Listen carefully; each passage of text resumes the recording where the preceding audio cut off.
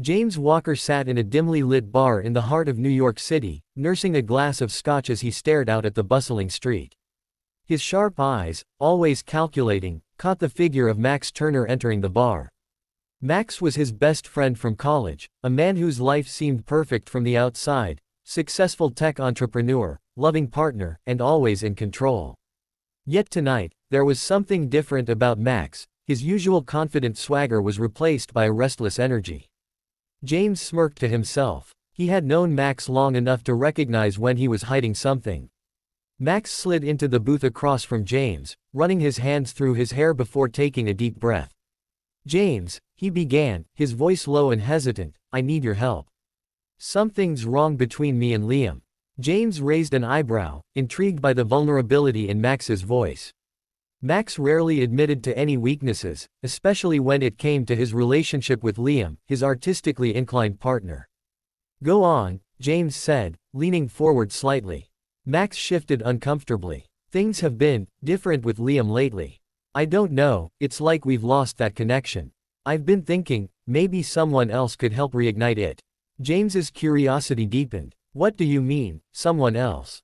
Max hesitated before speaking again, his voice barely a whisper. "I want you to get close to him, James. Maybe if he spends time with someone else, he'll realize what he's missing with me. I'm not talking about just friendship, something more intimate." James felt a thrill at the suggestion, though he masked it with a frown. "You want me to sleep with your partner to fix your relationship?" Max swallowed hard. "I know it sounds crazy, but I think it could work. I know Liam trusts you, and maybe if he feels something with you, it'll stir things up between us. It'll remind him of what we have." James was silent for a moment, letting the weight of Max's words sink in. This was an opportunity, a twisted, unexpected one, but an opportunity nonetheless. He had always felt a strange mix of envy and admiration for Max's life, and now here was a chance to step into the one area of Max's life he had never touched, his relationship with Liam. After what felt like an eternity, James finally nodded. "All right, I'll do it. But you need to be sure about this." Max's face lit up with relief, though there was still tension in his eyes. "I'm sure. Just be careful with him, okay?" In the days that followed, James began spending more time with Liam. It started innocently enough, inviting him to art exhibits, discussing his latest projects, and lending an ear whenever Liam needed to vent about his frustrations with Max. Liam, who had always felt somewhat misunderstood by Max's ambitious and driven nature, found comfort in James's company. He appreciated James's calm demeanor and the way he seemed to truly listen, something he felt Max had stopped doing. What Liam didn't realize was how carefully James was playing his role. He planted subtle doubts in Liam's mind about Max, nothing overt, but enough to make Liam question the strength of his relationship. As they spent more time together, Liam began to open up in ways he hadn't before, sharing his fears, his insecurities, and his growing sense of loneliness.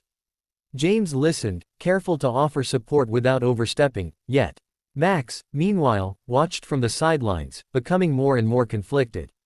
He had set this plan in motion, but now that it was unfolding, he wasn't sure he could handle it. His jealousy grew each time he saw Liam laugh at something James said or noticed the way Liam's eyes lingered on James a little too long. In his desperation to fix things, Max had installed hidden cameras in their apartment, wanting to see for himself how far things were going. What he saw was both thrilling and terrifying. Liam and James's interactions were still mostly innocent, but there was an undeniable tension between them, one that Max knew could explode at any moment. The guilt gnawed at him, but he couldn't stop watching. The breaking point came one evening when Liam, exhausted from the emotional rollercoaster of his relationship with Max, found himself opening up to James in a way he never had before. They were sitting in James's apartment, sharing a bottle of wine, when Liam finally broke down. "I don't even know who I am anymore," he confessed, tears welling in his eyes. "I feel like Max and I are just two strangers living in the same house. It's like he doesn't see me anymore." James placed a comforting hand on Liam's shoulder, his touch lingering just a moment too long. "You deserve better than that, Liam. You deserve someone who sees you, who values you for who you are." Liam looked up at James, his heart pounding. For the first time in a long time, he felt truly seen, truly understood. Without thinking, he leaned in and kissed James. The kiss was tentative at first, but it quickly deepened, fueled by months of frustration and longing. Across town, Max watched the scene unfold on his phone, his heart sinking. He had wanted this, hadn't he? But now that it was happening, he realized how much he had underestimated his own emotions. He had pushed Liam into James's arms, and now he might lose him forever. The next morning, Liam discovered the hidden cameras. The betrayal hit him like a punch to the gut. All this time, Max had been watching, manipulating their relationship like a game. Enraged, Liam confronted Max, demanding answers. Max, desperate and ashamed, tried to explain. I was trying to fix things, Liam. I thought if you spent time with James, it would remind you of what we have. Liam's voice shook with anger and hurt. What we have? You don't even see me, Max. All this time, you've been treating me like some object to manipulate, to control. I don't even know who you are anymore. Max fell to his knees, begging for forgiveness, but it was too late. The damage was done. Liam, heartbroken and betrayed, packed his bags and left the apartment, leaving Max to face the consequences of his actions. James, meanwhile, watched from a distance, feeling a hollow sense of victory.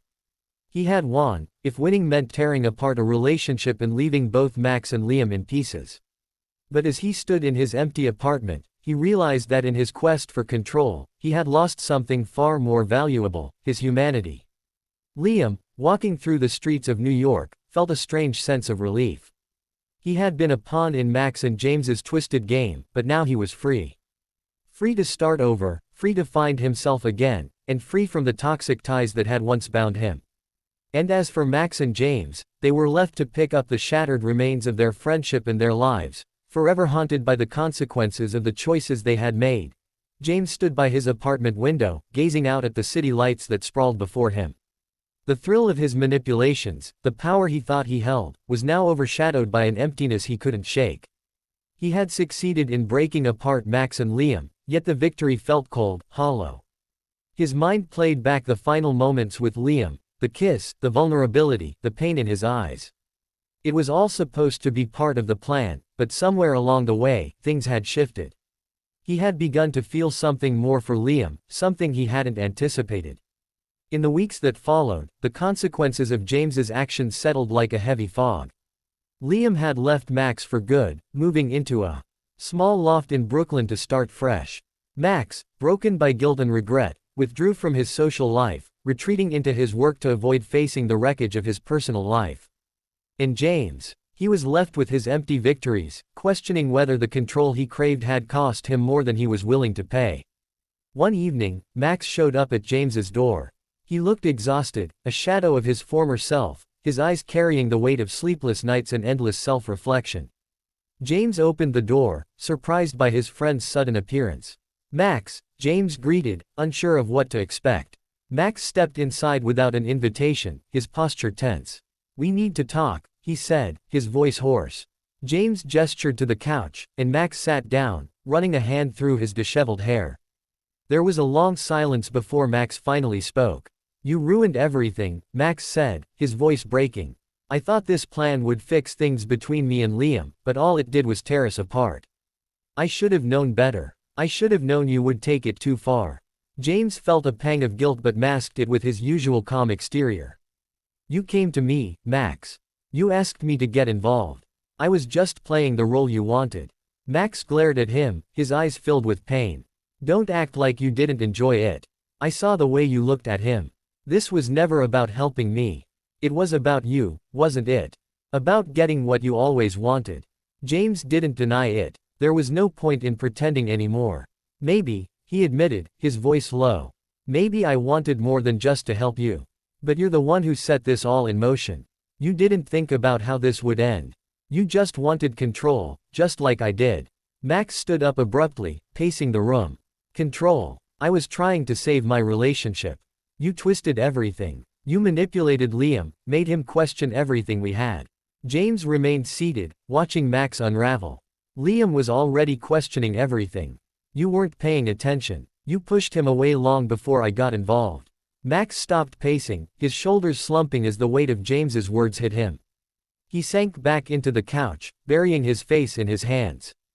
I loved him, Max whispered. And now I've lost him. James felt a flicker of something, remorse, perhaps, or regret. But it was quickly buried beneath his need for control, the very thing that had driven him to this point. Maybe this is what needed to happen, Max. Maybe you two weren't meant to be together. Max looked up at him, his expression hollow. And what about you, James? Was this all worth it? Do you feel any better now that you've destroyed everything? James didn't have an answer. He had achieved what he set out to do, but the satisfaction he expected was nowhere to be found. Instead, there was only emptiness, the realization that he had torn apart lives without any real purpose. Max stood up, defeated. I don't know why I came here. Maybe I thought I could get some answers, some closure. But there's nothing left to say, is there? James watched as Max headed for the door, his back slumped, the weight of his mistakes pressing down on him. As Max reached the door, he paused, his hand resting on the doorknob. Goodbye, James, he said softly before walking out. James was left alone in the silence of his apartment, the emptiness more palpable than ever. He had destroyed Max's relationship, torn apart their friendship, and for what? The control he had always craved felt meaningless now. Days turned into weeks, and life continued to move forward for everyone but James. Max threw himself into his work, using his success as a way to distract himself from the pain of losing Liam. Liam, meanwhile, focused on his art, using his new freedom to explore his creativity in ways he hadn't before. Both men were rebuilding their lives in their own ways, leaving the past behind. But James couldn't move on. He had thought control would bring him satisfaction, but all it had brought was isolation. He tried to reach out to Liam once, sending a message to see how he was doing, but Liam never responded. It was clear that Liam had moved on, leaving both James and Max in the past. One evening, as James sat alone in his apartment, he received a message from Max. It was short and to the point. I'm moving to San Francisco. Starting over. Take care, James. Asterisk. James stared at the message for a long time, feeling the finality of it settle in. Max was gone, Liam was gone, and now James was left to face the consequences of his actions alone. As he closed his phone and stared out at the city lights, James realized that he had always been chasing control, but in the end, it had cost him everything that mattered. Now, all he had was the empty satisfaction of knowing that he had played the game, and lost. Weeks passed, but for James Walker, time seemed to stand still. The bustling city of New York carried on without him, but the hollow feeling that had taken root inside him refused to leave. He had spent years craving control, believing it would fill the void in his life, but now, with Max gone and Liam out of reach, the emptiness was overwhelming. The silence of his once meticulously organized apartment felt oppressive, and the weight of his choices began to press down on him in ways he hadn't anticipated. One evening, as the sun dipped below the skyline, James found himself walking through the streets of the city aimlessly. He passed by art galleries, cafes, and parks, places where he had spent time with both Max and Liam. Every corner seemed to hold a memory, a reminder of the lives he had torn apart. He thought about sending another message to Liam, maybe even trying to reach out to Max one more time, but deep down, he knew it was pointless. The damage had been done, and there was no going back. As he wandered, he found himself outside a small art gallery tucked between two high-rise buildings. The sign in the window advertised a new exhibition featuring local artists, and James felt a pull, an inexplicable urge to step inside. He hadn't been to an art gallery since everything had unraveled with Liam.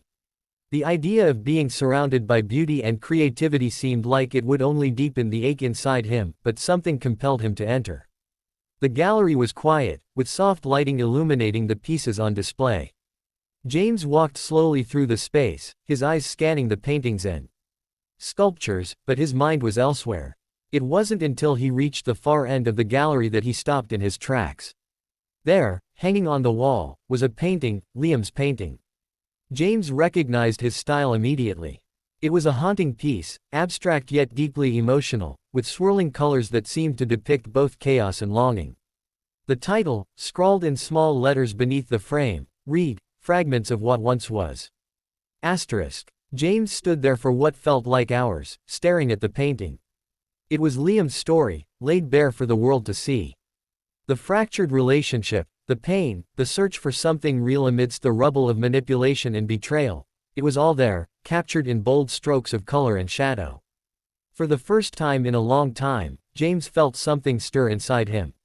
Not the thrill of control or the satisfaction of manipulation, but a deep, aching regret. He had hurt Liam, more than he ever intended, and now it was too late to fix it. Liam had poured his heart into this painting, and in doing so, had found a way to heal. But James, he had no such outlet, no way to atone for what he had done. As he turned to leave the gallery, he noticed a small card next to the painting.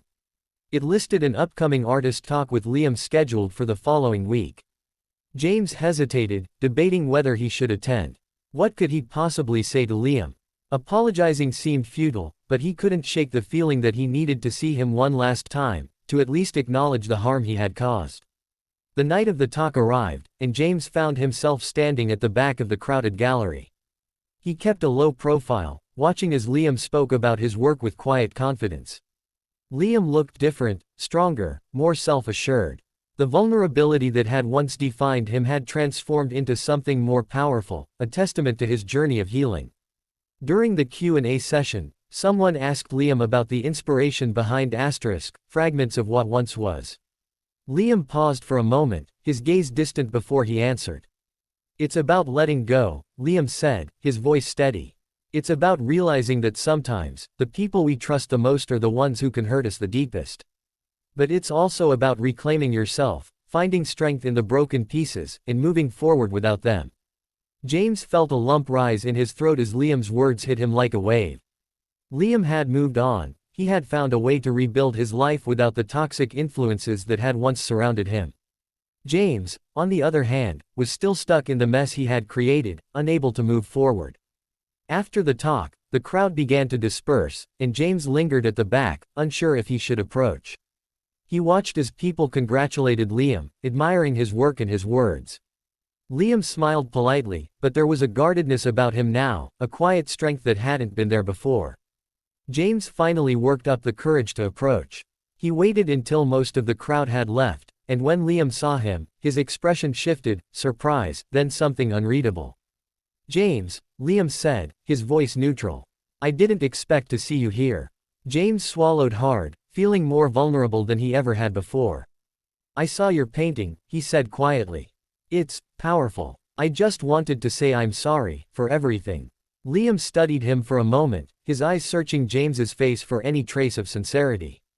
I don't need your apology, James, he said after a long pause. I've already made peace with what happened.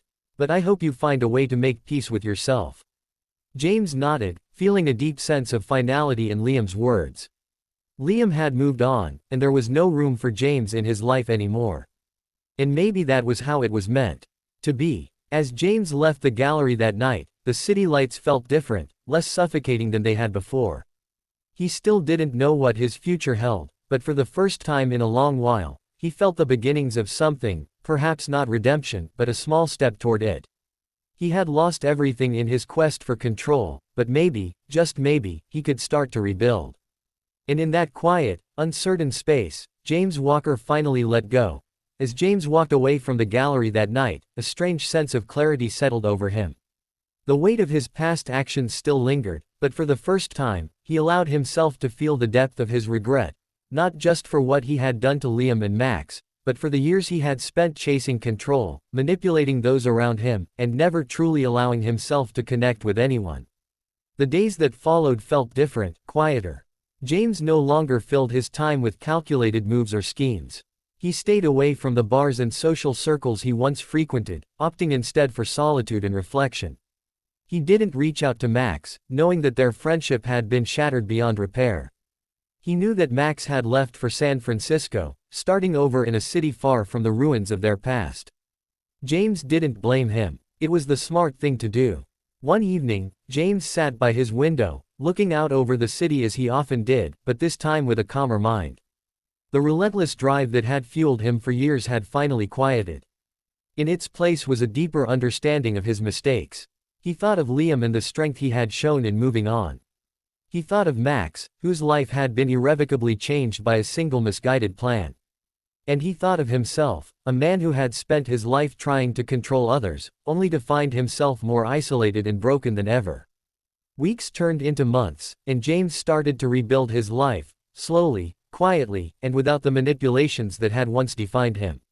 He took up writing, something he had always enjoyed but never had the patience to pursue. He wrote about his experiences, about the destructive power of control and the fragility of human relationships. The process was therapeutic, and for the first time in years, James felt a sense of purpose that didn't revolve around manipulating others. One evening, several months after the gallery event, James received an unexpected email. It was from Max. He hesitated before opening it, unsure of what to expect. James, I've been in San Francisco for a while now, and I've had time to think. What happened between us, it was toxic, and we both played our part in it. I'm not reaching out to reopen old wounds, but to let you know that I've found some peace here. I've started over, and I think it's time you did too. I hope you find whatever it is you've been searching for. Max. Asterisk. James stared at the screen for a long time, feeling a mix of emotions, relief, sadness, and, strangely, hope. Max's message wasn't an invitation to rebuild their friendship, but it was an acknowledgement of the past and a gentle nudge toward the future. It was what James needed to hear. He closed his laptop and leaned back, letting the weight of the message settle in. Max had found peace, and in his own way, so had Liam. And now it was James's turn. The following morning, James packed a bag and left his apartment. He didn't have a specific destination in mind, but for the first time, that didn't scare him. He boarded a train heading north, away from the city and toward the mountains. As the train sped through the countryside, James felt something he hadn't felt in a long time, a sense of freedom. Not the kind of freedom that came from control, but the kind that came from letting go. For hours, he watched the landscape change from cityscapes to forests, his mind quiet and at peace. He didn't know what the future held, but he knew one thing for certain. He wasn't the same man he had been when he walked into that bar months ago, agreeing to Max's twisted plan. He was different now, wiser, more aware of the damage control could inflict, and more determined to live his life differently. The train arrived at a small, quiet town nestled in the foothills of the mountains. James stepped off, breathing in the cool, crisp air. He walked through the town, taking in the sights and sounds of a life far removed from the chaos of the city. There was no grand plan here, no manipulations or schemes, just simplicity and peace. As he walked, James felt a lightness in his chest that he hadn't felt in years. He had spent so much time destroying the lives around him, but now, standing at the start of something new, he realized that rebuilding was possible. James didn't need to control anyone anymore. He had let go of the need for power, the need to manipulate. And in doing so, he had found something far more valuable, himself. In the quiet of the mountain town, James Walker began his new life. He wasn't perfect, and he knew he never would be, but he was free. Free from the games, free from the past, and free to finally live. And that, he realized, was all he had ever truly needed.